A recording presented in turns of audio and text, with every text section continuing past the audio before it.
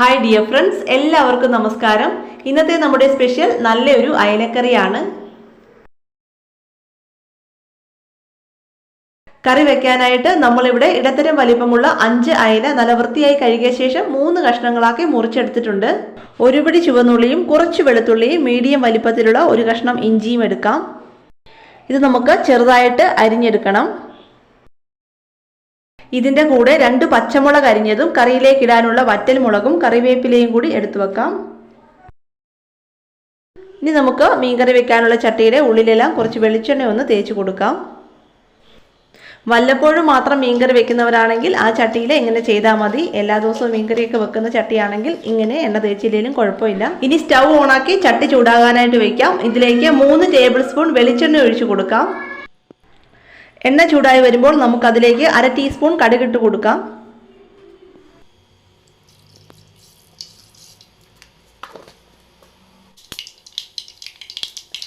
കടുകെല്ലാം പൊട്ടി വരുമ്പോൾ അതിലേക്ക് 1/4 ടീസ്പൂൺ ഉലുവ ഇട്ട് കൊടുക്കാം. ഈ സമയം സ്റ്റൗ ലോ ഫ്ലെയിമിലാക്കി വെക്കണം.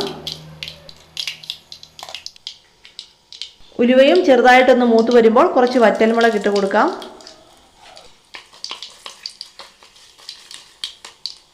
2-3 പച്ചമുളക് മുറിച്ചതിട്ട് കൊടുക്കാം.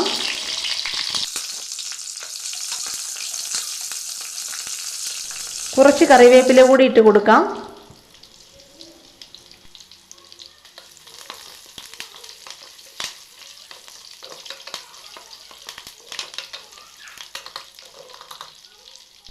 ആദ്യം വെളുത്തുള്ളിയും പിന്നെ ഇഞ്ചിയും പിന്നെ ചുവന്നുള്ളിയും ഇട്ട് നന്നായിട്ട് എല്ലാം കൂടി ഒന്ന് വഴറ്റിയെടുക്കാം.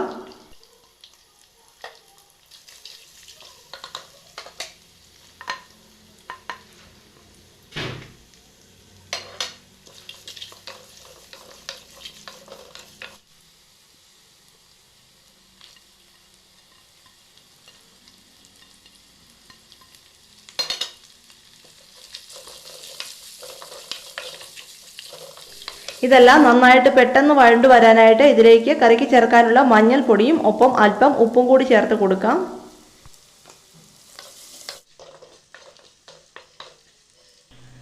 ഇതെല്ലാം വഴണ്ട് നല്ലൊരു ഗോൾഡൻ നിറമാകുമ്പോൾ ഇതിലേക്ക് 3 ടേബിൾ സ്പൂൺ കാശ്മീരി മുളക് പൊടി ചേർത്ത് കൊടുക്കാം. കറിക്ക് നല്ല കളറും കൊഴുപ്പും കിട്ടാനാണ് കാശ്മീരി മുളക് പൊടി ചേർത്ത് കൊടുക്കുന്നത്. നല്ല എരിവ് വേണമെന്നുണ്ടെങ്കിൽ ഇതോടൊപ്പം നമുക്ക് 1/2 ടീസ്പൂൺ മുതൽ 1 ടീസ്പൂൺ വരെ എരിവുള്ള മുളക് പൊടി കൂടി ചേർത്ത് കൊടുക്കാം. നമ്മൾ പച്ചമുളക് ചേർത്തതുകൊണ്ട് ഇനി എരിവുള്ള മുളക് പൊടി ചേർക്കുന്നില്ല. ഈ മുളക് പൊടി നന്നായിട്ട് നമുക്കൊന്ന് മൂപ്പിച്ചെടുക്കാം. ഈ സമയം എണ്ണ കുറവാണെന്ന് തോന്നുവാണെങ്കിൽ കുറച്ച് വെളിച്ചെണ്ണ കൂടി ഒഴിച്ചു കൊടുക്കാം.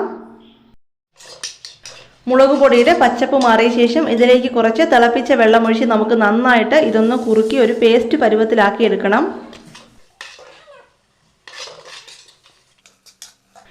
അരപ്പ് മൂത്ത് വരുംതോറും ഇത് കുറുകി ഒരു കട്ട പോലെ ഉരുണ്ടു വരും. അപ്പോൾ നമുക്ക് കുറച്ചുകൂടി വെള്ളം ഒഴിച്ചു കൊടുത്തിട്ട് നന്നായിട്ട് ഒരു പേസ്റ്റ് പരുവത്തിലാക്കി എടുക്കണം.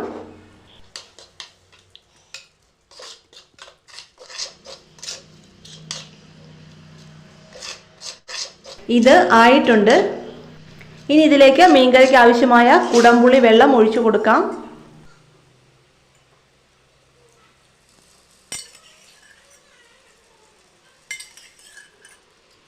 നന്നായി കഴുകിയെടുത്ത ശേഷം 3-4 ചുള കുടംപുളി മുഴുവനായിട്ട് ഇട്ട് കൊടുത്താലും മതി.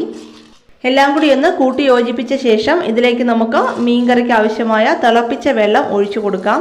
മീൻകറിക്ക് ചാറ് കൂടുതൽ വേണമെങ്കിൽ അതനുസരിച്ച് വെള്ളം ചേർത്ത് കൊടുക്കുക. മീൻ കഷ്ണങ്ങൾ മുങ്ങി കിടക്കുന്ന അത്രയും അളവിൽ മാത്രമേ വെള്ളം ചേർക്കാവുള്ളൂ.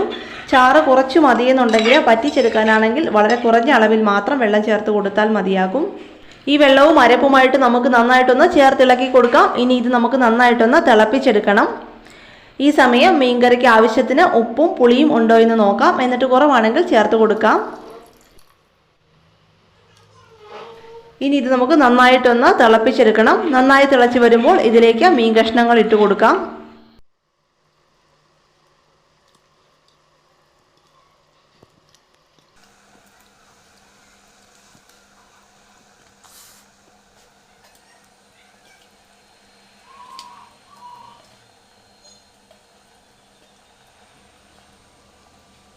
കഷ്ണങ്ങൾ പൊടിഞ്ഞു പോകാതെ ഇതുപോലെ ഒന്ന് പതിയെ അരപ്പിലേക്ക് മുക്കി വയ്ക്കാം.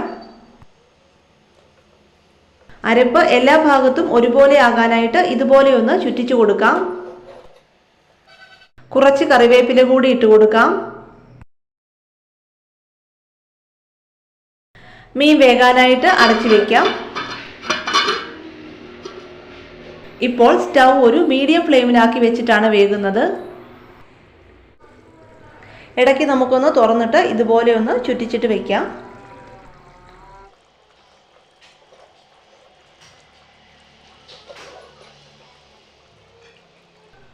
മീൻ വേകാൻ അധികം സമയം വേണ്ട. ഒരു 15 മിനിറ്റ് കൊണ്ട് തന്നെ നമ്മുടെ മീൻ കറി റെഡിയായി കിട്ടും.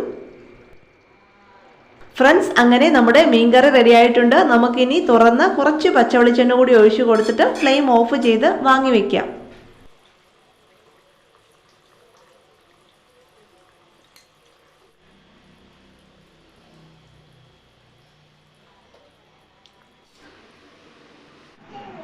മീൻ കറി തയ്യാറാക്കിയിട്ട് ഉടനെ വിളമ്പരുത്. കുറഞ്ഞത് ഒരു 2 മണിക്കൂർ സമയമെങ്കിലും നമുക്കിത് അടച്ച് മാറ്റി വയ്ക്കാം. അപ്പോഴാണ് മീൻ കഷ്ണങ്ങളിൽ ഉപ്പും പുളിയും എരിവുമെല്ലാം നന്നായിട്ട് പിടിച്ചിട്ട് നമ്മുടെ മീൻ കറിക്ക് നല്ലൊരു ടേസ്റ്റ് കിട്ടുന്നത്. 2 മണിക്കൂറൊക്കെ കഴിഞ്ഞപ്പോൾ നമ്മുടെ മീൻ കറിയുടെ ടെക്സ്ചർ ആകെ മാറി. നമ്മൾ വാങ്ങി വെച്ചതിനേക്കാളും നല്ലൊരു കളറായിട്ടുണ്ട്. ഒപ്പം നമ്മുടെ ചാറൊക്കെ കുറച്ചുകൂടി ഒന്ന് കുറുകി വന്നിട്ടുണ്ട്. ഓക്കെ ഫ്രണ്ട്സ്, അപ്പോൾ എല്ലാവരും ഇതുപോലെ ഒരു അയലക്കറി തയ്യാറാക്കി നോക്കുക. കപ്പയുടെ കൂടെയോ അല്ലെങ്കിൽ ചോറോ ചപ്പാത്തിയോ ദോശയോ എന്തും ആകട്ടെ കൂടെ കഴിക്കാൻ പറ്റിയ നല്ലൊരു അടിപൊളി അയലക്കറിയാണിത്. കപ്പയുടെ കൂടെയൊക്കെ കുറച്ചധികം മീൻ ചാറ് വേണം. അതുകൊണ്ടാണ് ഞാൻ ഇത്രയും ചാറാക്കിയിരിക്കുന്നത്. ഇത്രയും വേണ്ടാന്നുണ്ടെങ്കിൽ നമ്മൾ ചേർക്കുന്ന വെള്ളത്തിൻ്റെ അളവ് കുറച്ചിട്ട് നന്നായിട്ട് വറ്റിച്ചെടുത്താൽ മതി. മീൻകറിയൊക്കെ കുറച്ച് അധികമായിട്ട് വരുമ്പോൾ നമ്മളെല്ലാവരും എടുത്ത് ഫ്രിഡ്ജിൽ സൂക്ഷിച്ച് വെക്കും. സാധാരണ എല്ലാവരും ഒരൊറ്റ പാത്രത്തിലാക്കി അടച്ച് സൂക്ഷിക്കുകയാണ് ചെയ്യുന്നത്. എന്നിട്ട് സ്പൂണിട്ട് കുറേശ്ശെയായിട്ട് ഇളക്കി എടുക്കുമ്പോൾ ഈ മീൻ കഷ്ണങ്ങളൊക്കെ പൊടിഞ്ഞു പോകാനുള്ള സാധ്യത കൂടുതലാണ്. അത് ഒഴിവാക്കാനായിട്ട് 2-3 ചെറിയ കണ്ടെയ്നറുകളിലാക്കി സൂക്ഷിച്ച് വയ്ക്കുക. എന്നിട്ട് ആവശ്യമുള്ളപ്പോൾ ഓരോന്നായിട്ടെടുത്ത് ചൂടാക്കി ഉപയോഗിച്ചാൽ മതി. നമുക്ക് കഷ്ണങ്ങളൊക്കെ പൊടിഞ്ഞു പോകാതെ കിട്ടുകയും ചെയ്യും. അപ്പോൾ ഓക്കെ ഫ്രണ്ട്സ്, ഇന്നത്തെ വീഡിയോ ഇഷ്ടപ്പെട്ടാൽ എല്ലാവരും ഒന്ന് ലൈക്ക് ചെയ്യണേ. നമ്മുടെ ചാനൽ ആദ്യമായിട്ടാണ് കാണുന്നതെങ്കിൽ ഇതുപോലുള്ള ഈസി ടേസ്റ്റി സിമ്പിൾ റെസിപ്പീസിനായിട്ട് ചാനൽ ഒന്ന് സബ്സ്ക്രൈബ് ചെയ്ത് ബെൽ ബട്ടൺ അമർത്തി ഓൾ എന്ന് കൂടി എനേബിൾ ചെയ്യണേ. യൂസ്ഫുള്ളായ മറ്റൊരു പുതിയ റെസിപ്പിയായിട്ട് നമുക്ക് വീണ്ടും കാണാം. Till then take care. Thank you.